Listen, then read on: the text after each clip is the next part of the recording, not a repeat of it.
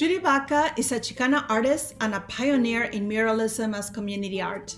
She engaged in social practice before that term became popular. As a Chicana whose family crossed the Rio Grande during the Mexican Revolution, Baca understands the imperative to create sites of public memory. She knows that history has to be rewritten by everyone, not just those in power, not just by the victors or the colonizers. Judy Baca provides the visual vehicle to give voice to the forgotten and the underrepresented. This process began in the mid-1970s when she engineered a colossal project, a painting on the wall of the concreted LA River that would present California history from prehistoric times to the 1950s. The Great Wall of Los Angeles was painted by crews of young people, 400 high school students who not only filled in the colors, they also proudly included their own family stories. Judy Baca brought together artists, historians, and most importantly, people to bear witness.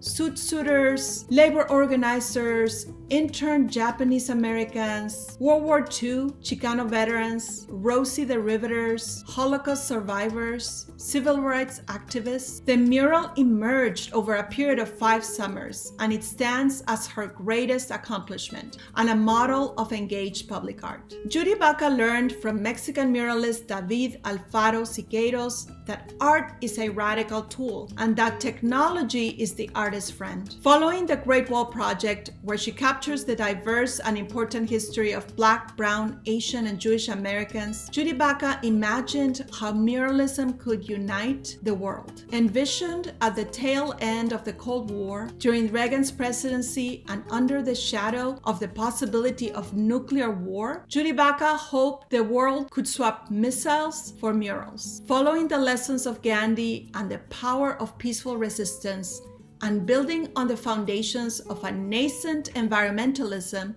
she created the project World Wall, a vision of the future without fear. Freed from the wall, a series of portable canvases would travel across the globe.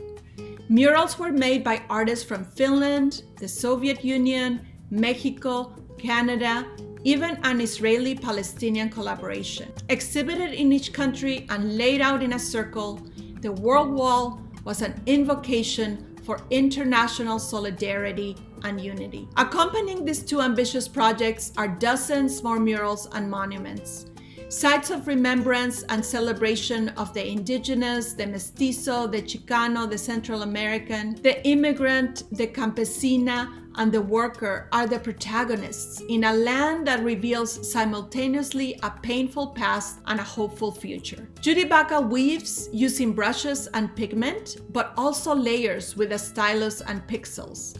She appropriates the kitschy sleeping Mexican figurine and turns it into a testimony to sacrifice and hard work. A rascuache vendor cart is festooned with vignettes of braceros and migrants, essential workers who sustained the American economy. In surveying Judy Baca's prolific artistic production, female characters stand as signposts. Whether it's her abuelita, a guardian sharing knowledge of herbs and healing, and inciting Judy to make art that has meaning and connects with others, or whether it's the rebelde tia that inspired the Pachuca series, gesturing with fiercely lined eyes and a crooked pout. Women appear as warriors, corn goddesses, marathon runners, domestic workers, hijas de Juárez, and amongst these, the matriarchal mural stands out as a significant ode to women of color, young and old. In this beautiful, 2-sided mural, Judy Baca captures the undeniable power of the female spirit.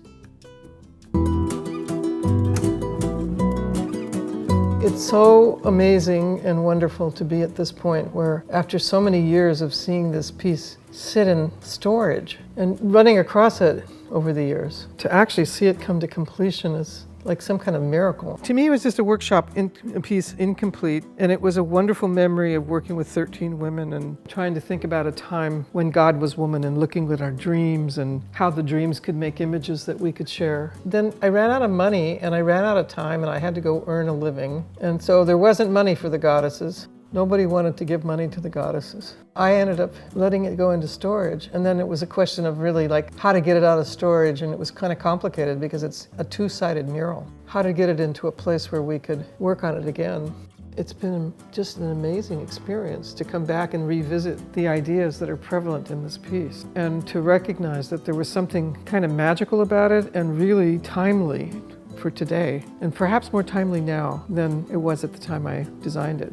I was reading When God Was a Woman. I was looking at ancient matriarchal, kind of chronicles of ancient matriarchy. And I started to get really excited about the idea that it wasn't always that divine being, a man with a white beard, and that patriarchy that was carried down through all of the notions of what was good and what was evil and how one should behave and all of those kinds of things that became the Adam and Eve story, and looking at it way before that. And as it started to come to life again, it was a revisiting of those thoughts, and to see them come to life. Literally, I sort of like have this relationship with these figures again, and I think I should name them all now because they're real people, and they are each a sense the embodiment of power. Power to, power for, power against, power to actually create change. So the bodies are really just the containers of that spirit, and the hands become the symbol of that movement. I love the bronze. What I think worked really well for me was this silkiness of her skin, and yet at the same time it's loose and it's mural-esque, and it's not easel painting. I'm not painting this like an easel painting, right? It's painted like a mural. This is Francisca. She's the closest to being an image of my grandmother, not exactly, but in a sense this luminosity of her, this sort of golden light, the light in her hands, which are healing hands. It's got to be my grandmother's healing hands. And on the opposite side is the giver of life, the goddess, who is a tree kind of image. She has this molecular structure running through her body, and she is connected to the pond of fertility where the first life begins. And out of that pond comes all of life. And I think we're right at the moment of change in the world and in the history of the world, in which we have to rethink the givers of life. We have to rethink becoming connected again to the earth and in balance with it. And some of these notions of what are kind of female ideas have to be revived as the ideas of a society as a whole. How do we preserve life? How do we sustain life? How do we become part of the earth and not think of it simply as something we extract from? And coming from a culture of extraction and consumerism to a life force that supports other life and that is in conjunction with it. And I think this is what this piece is about. The piece started in the 80s in a workshop that was sponsored by the Women's Building. As we did the dream workshops and we started to record our dreams and we started to make the drawings. This piece comes from original think tanks of these women. We were thinking of 13 women because that's how many people were in the workshop, but also because the number had some kind of, significance. And there was a number of women that are sort of now artists and have taken their own agency, but there was a moment we were working together. I mean, we stopped doing the production before it was really there to see. All the drawings were coming together and I was putting the drawings together, and it was after that I put them on the wall and that I was able to see them as a whole. The essence is there. The essence was women standing in a volcanic eruption unscathed, as if they're so connected to the earth that the power of the earth runs through their bodies, that can not touch them. So we were trying to figure out ways to represent power that had to do with horned goddesses of the prehistory, or the power in which you take energy from the universe and then rechannel it. The power of actually understanding the heart as the basis. And we mean by that the origin of the pulsing of blood, of life. And also the notion that we're connected to the moon, that women are, their menstrual cycles run with the tides, and that we bleed in relationship to it. And so there is a lot of reference to blood and to hot volcanic ash and to all of that power, which is, I think, part of the reason that there's been so much misogyny in the world. But mostly they're specific in the sense that they represent women of color primarily, women of the world, which is really the majority of the world. And the majority going forward, who these women are going to be in the future. Where is life going to be? The origins of life in the future. I don't know. What has changed about it since it was originally made is that now it becomes clear that so much which is in these early ideas are so important now to the preserving of the planet. And I think that's really an important thing to be working on right now, the preservation of the planet.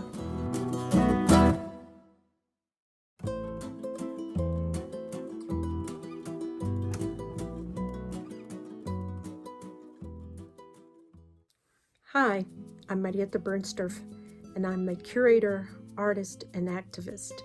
I've had the pleasure of working with Judy for many years. I consider her a great friend, a sister del alma.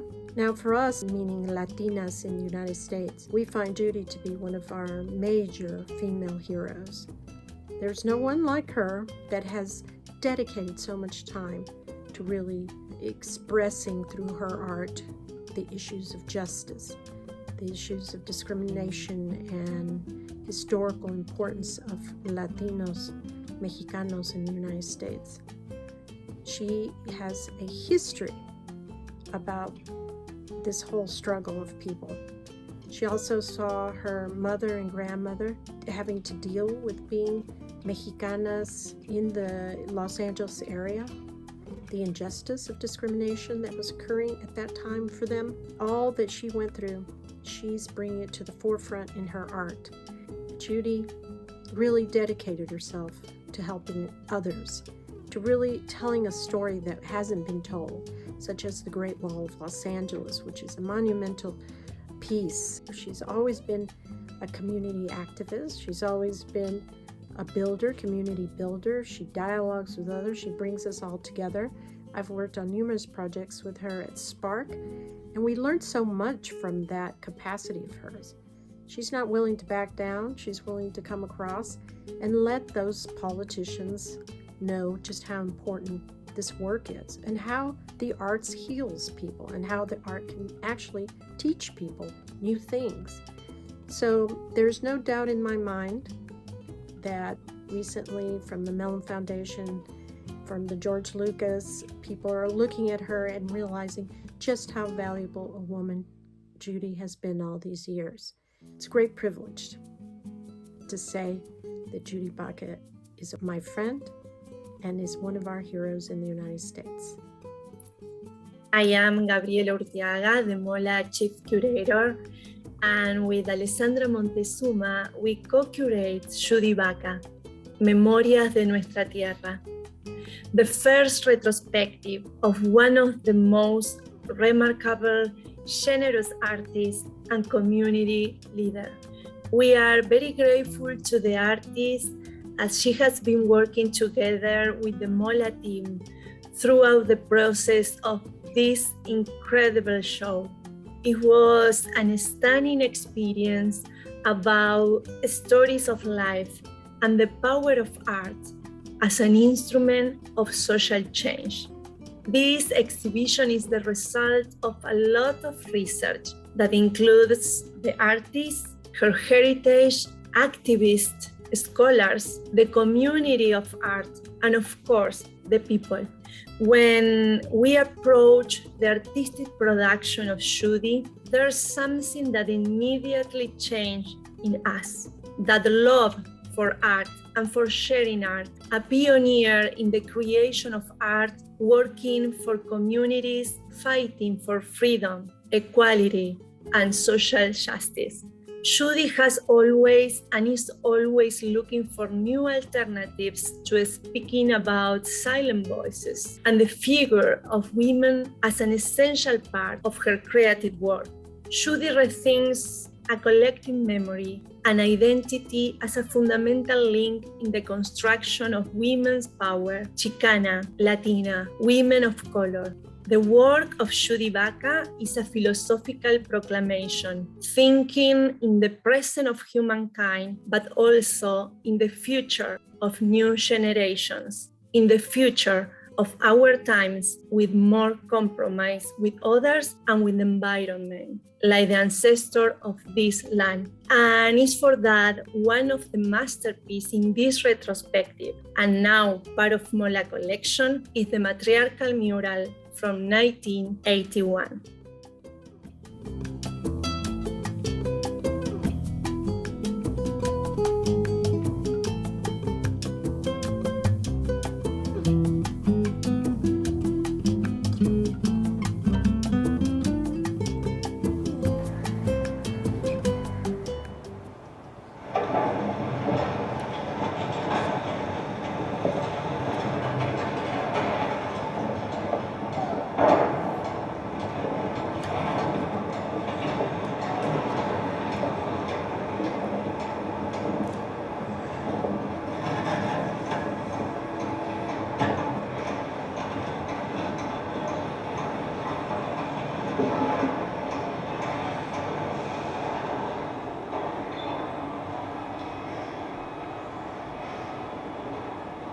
The concept of the mural was to bring a group of youth together from different neighborhoods who had had trouble with the police and have them try to accomplish something together. When we began this mural, it was an experiment. We didn't know what was going to happen. We'd never brought kids together from different neighborhoods, different racial groups, different gangs.